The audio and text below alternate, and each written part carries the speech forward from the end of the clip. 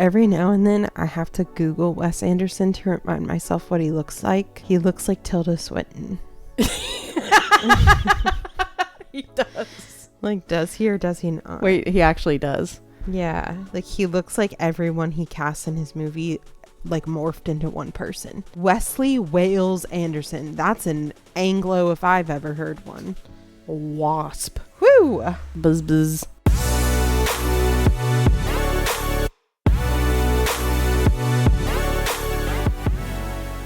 Hello everyone and welcome back to the Ride Home Podcast. My name is Abby. Hey guys, it's Caitlin. We are waiting on pizza. We're a little hungry, a little hyped up on sugar from the movies. A gallon of lemonade and watermelon Sour Patch Kids. I think that was a gallon. It was so much The lemonade. large drink was a little bit much. We split it, but we drank the whole thing. It was so good. I don't think we've ever finished a drink from the at a movie. No, but listen, that lemonade was hitting different. Lemonade tonight. was so good. This lemonade was perfect. It was like not too sweet. Not a well-balanced lemonade from the Regal. They've adjusted their recipe. From the fountain. From the fountain. So we're a little cracked out right now. We are a little cracked out. Also, kind of pairs well with the movie we just saw. Does it? It's also a little cracked out. Does it? I don't know if this current state of mind is great to talk about this movie, but we'll see. Well, here we go. This is all the time we have to talk about it, so here we are. We just got out of a movie that, I mean, I'm just going to be straight up with you guys. I was dreading seeing this. I was going to say, you didn't want to see this. I was... In any other lifetime, you would actively avoid seeing this movie. If we didn't have this podcast... you couldn't pay me enough money to see this movie. And I know this is a very controversial take in the film world. I apologize to all of his fans. I hate Wes Anderson. I think he's a hack, and I'm just going to leave it at that. I dropped my fighting words. Hot take. But he has a new film out, Asteroid City. And I have to admit, my interest was piqued a little bit by the cast, especially. I think he added a few people that aren't his like classics that are always in all of his films. And also, I don't know what it is, but like, I'm just an absolute sucker for 1950s, 60s kind of fantasy type movies. So even like, if the genres can vary, but like Blast from the Past, Pleasantville, like Don't Worry Darling, that kind of weird WandaVision, for example. Okay. So like that type of era incorporated with the concept of like either sci-fi or fantasy or something like that always kind of grabs me. Okay. And so I was a little bit more open to see this than I am anything else that's Wes Anderson. Okay. Basically. I got you. I mean, I've seen his classics that, I mean, Royal Tenenbaums was, I think, the first one that I ever saw. I've seen the Darjeeling Limited, and I'll say that, I turned it off, the Grand Budapest Hotel. Okay. So that is my extent of Wes Anderson. Apparently he has involvement with Sing, so I guess I've also seen Sing. Interesting. I didn't know he had involvement with Sing. He did, apparently, according to IMDb. Alrighty. I don't know what he did on it. Wait, I need to imagine he's a voice actor for Sing. Oh, he's a voice actor. No, I'm just saying, imagine. Wait, he was a voice actor. He was a voice actor.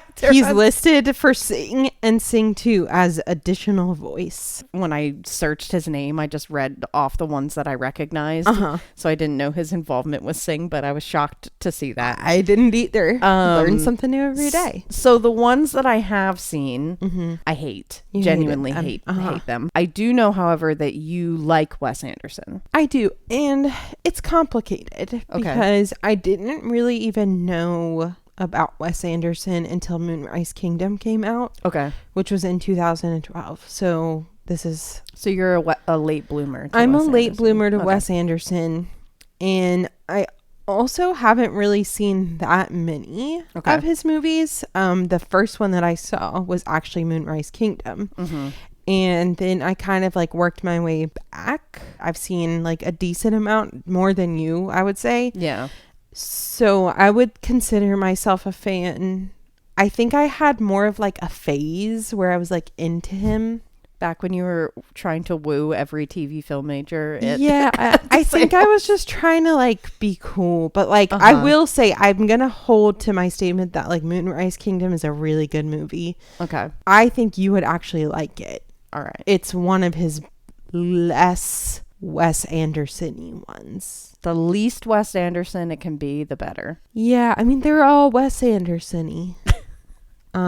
He's one of a kind, isn't he? He sure is. I think my whole thing with Wes Anderson is actually highlighted by a current TikTok trend. Okay. Which is a lot of people are making like TikTok shorts where it's like, if my life was a Wes Anderson movie, or, you know, not me pretending my life is a Wes Anderson movie. And then they shoot this whole scene of them. Yeah.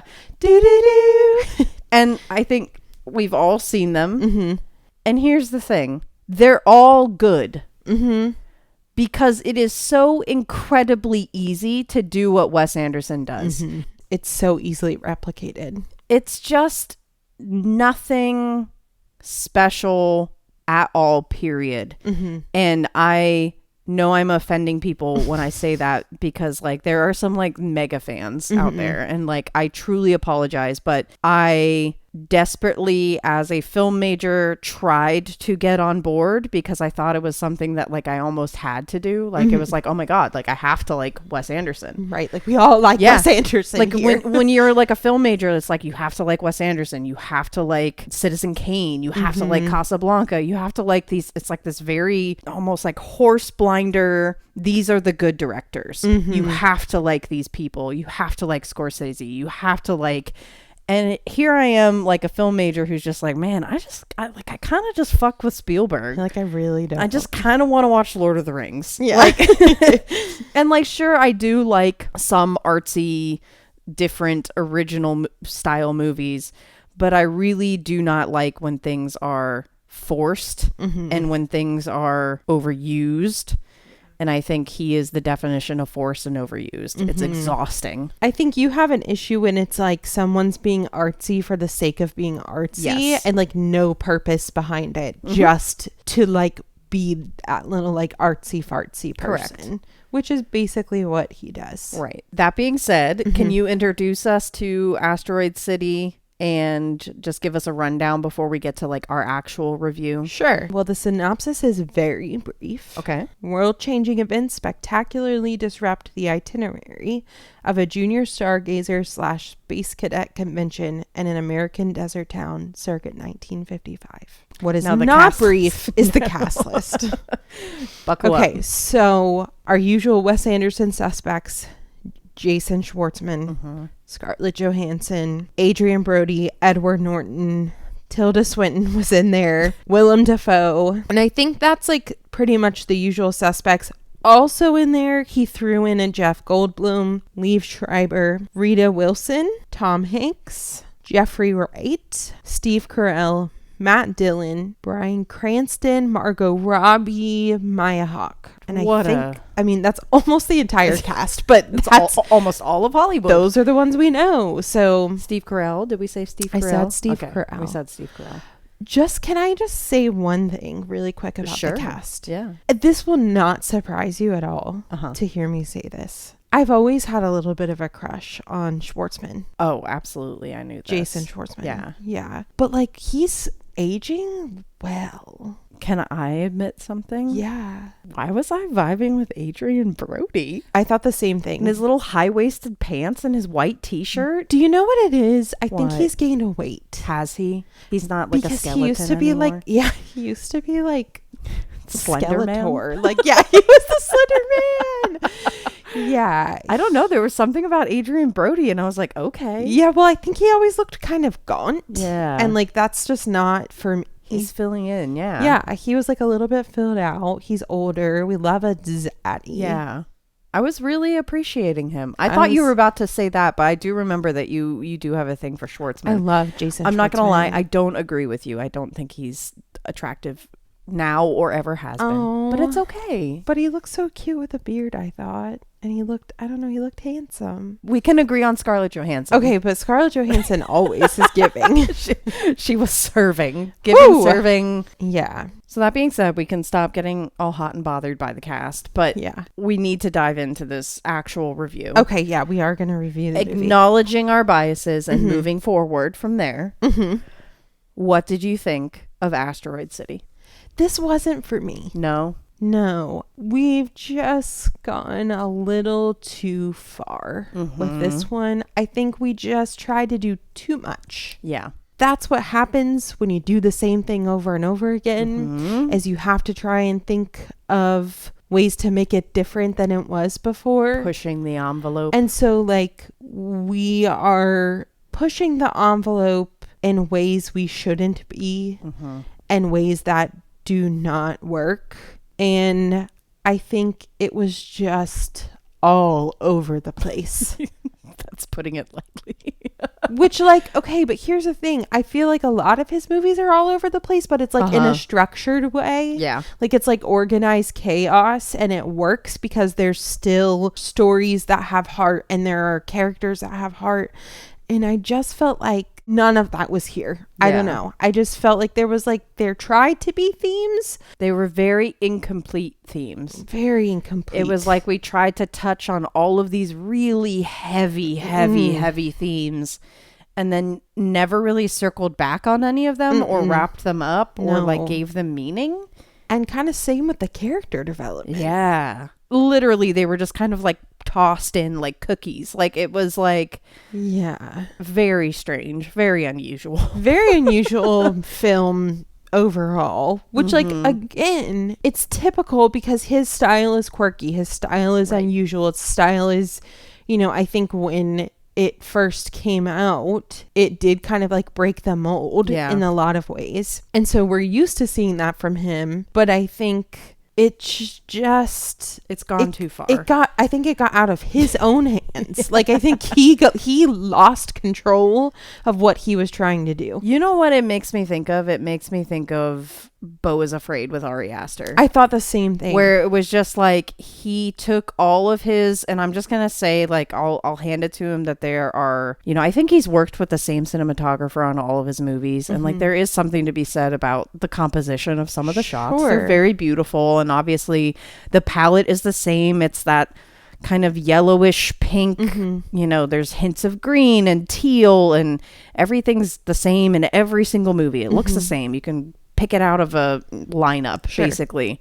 But I think what happened is he took all of his ideas and all of his tricks and methods and basically just like threw it up onto dumped it. And it almost felt like he did that with the characters and the actors as well. Is he had this incredible list of actors, probably like one of the highest caliber sets of actors in a film in recent memory. And it was like he just peppered them onto the screen with no rhyme or reason and didn't really give them much direction, which one of my biggest issues with Wes Anderson in general is that he, you know, has these connections that enable him to have these really wonderful casts. But I genuinely think, and I'm going to say this with every ounce of my body, you, Caitlin, could be in a Wes Anderson movie and give a performance in a Wes Anderson movie.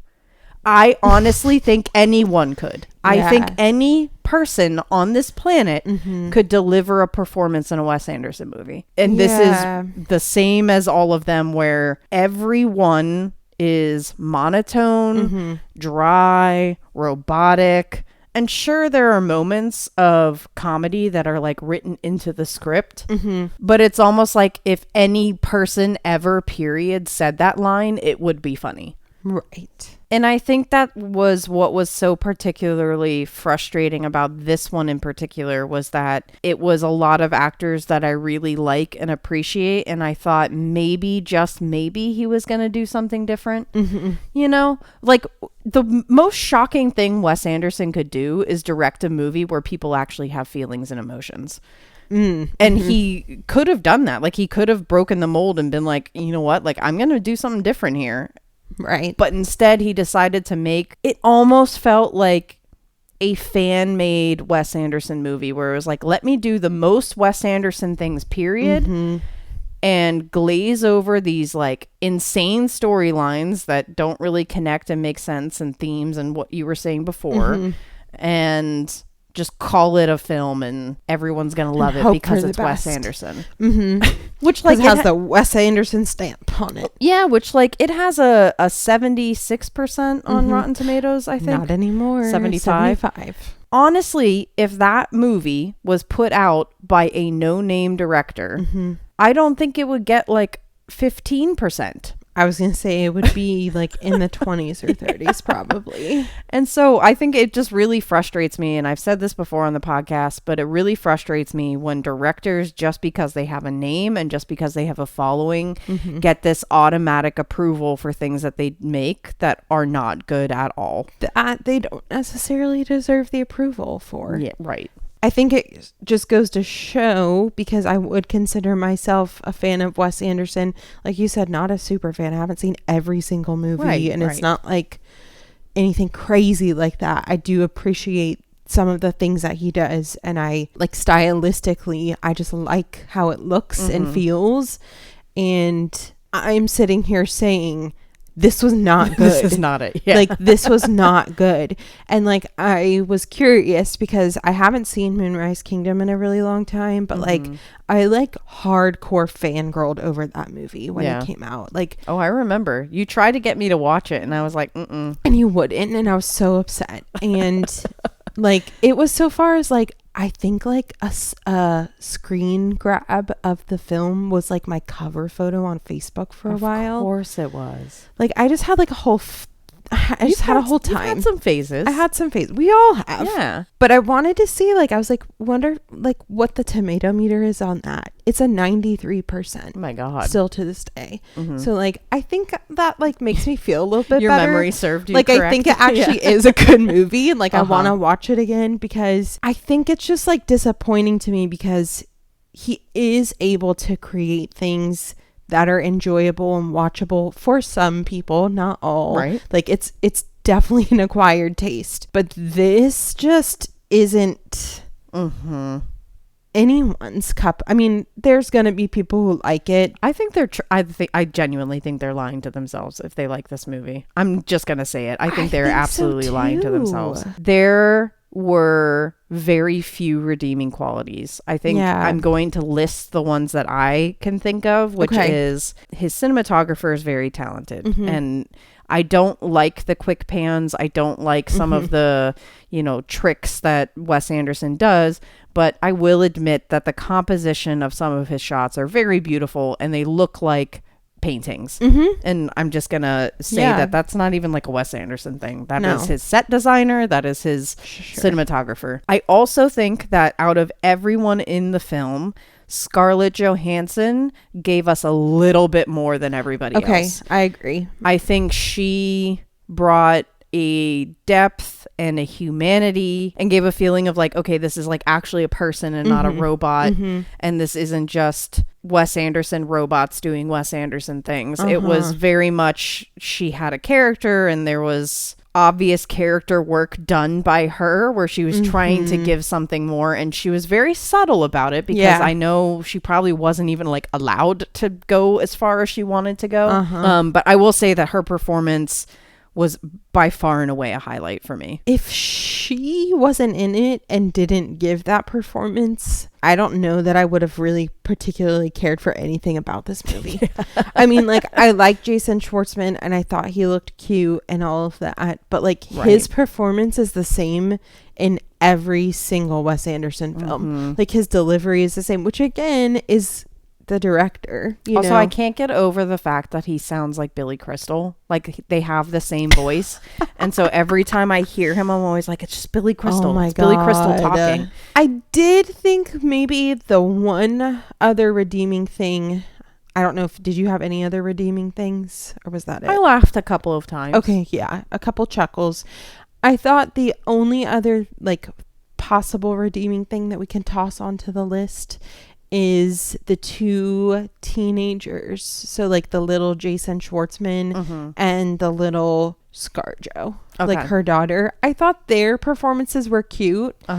And I thought that their little storyline of like them like liking each other was cute. Like that was like a human relatable thing. Right. But like other than that, we could have really without 80% of this movie, if not more. Maybe more. Yeah, maybe possibly more. Yeah. Without spoiling anything, because this actually, I don't think we needed to touch on any spoilers. So this is just a total spoiler-free episode. There is a twist that is not in the trailers, I don't think, that I wasn't expecting, which is integral to the structure and the plot of the film.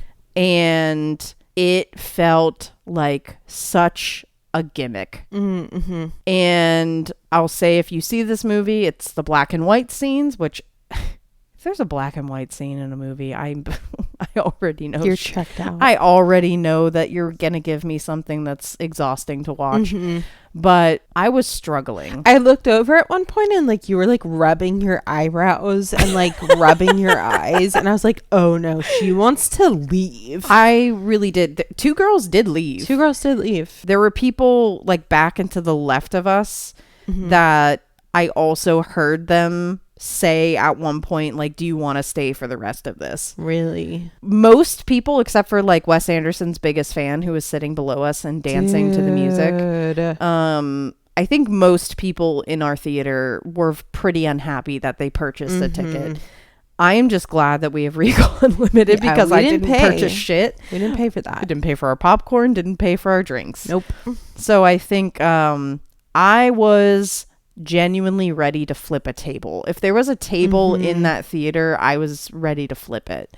Yeah. I apologize again to the Wes Anderson people, but I am glad, and I feel a little bit justified hearing that you also did not like it. No, because I mean, I was kind of like looking forward to it and I really wanted to like it.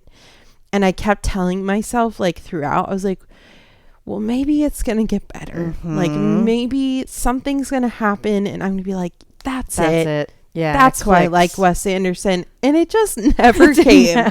That moment never happened. And it got worse and clunkier and more and more tedious. Like, I don't unraveled know. very quickly. It really did. I think I genuinely, and I know that this might be hard to believe, but I actually did try to go into this with an open mind. No, I believe you. I really did. I know. I didn't complain about having to go. You did. I was the one that booked the tickets. I was the one that wanted to see it. And I also didn't want, for the sake of this podcast, for this to just be me shitting on this movie for the entire time. And I was like, maybe this is going to be, you know how you like different things as you age? Sure. I haven't seen a Wes Anderson movie since, you know, my 20s.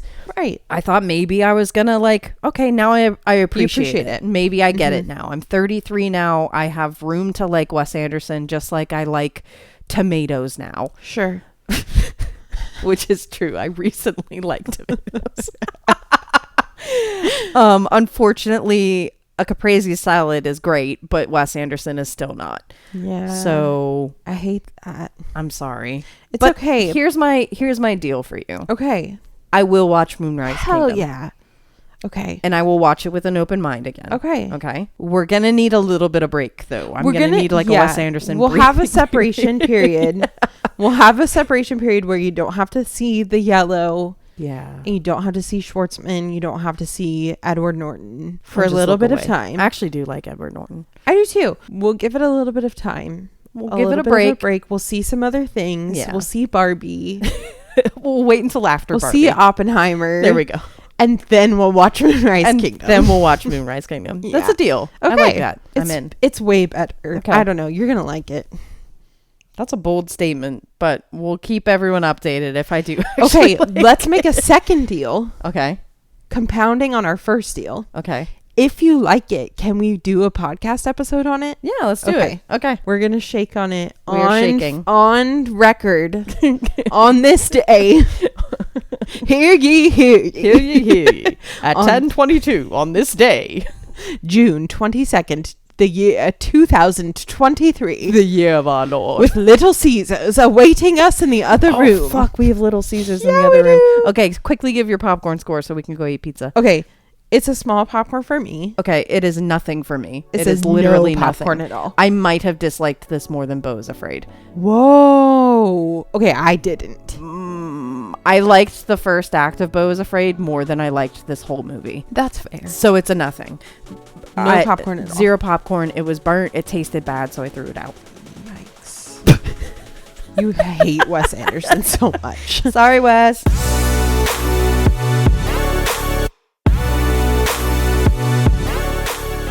Oh boy.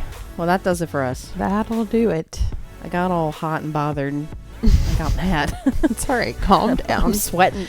You don't have to see Wes Anderson again. I feel like we need to do like EMDR therapy so like you could like recover from your trauma of seeing it. Someone call a therapist so I can get through that movie. Take a Xanax. Maybe Wes Anderson needs a therapist considering some of the themes in this movie. Oh, he definitely does. He could use one. He probably has one. Everyone in Hollywood has a therapist. Yeah. Anyway. We digress. We will be back next week, June 30th, for another episode. And until then, I hope you stay as far away as you possibly can from Asteroid City. But if you're a Wes Anderson fan, have at it. Go for it. I promise I will not stop being your friend if you like this movie. No. That is a promise I will make to you. There you go. Look at the growth. All right, everybody. Have a great week. We'll see you next time. Thanks for joining us on the ride home.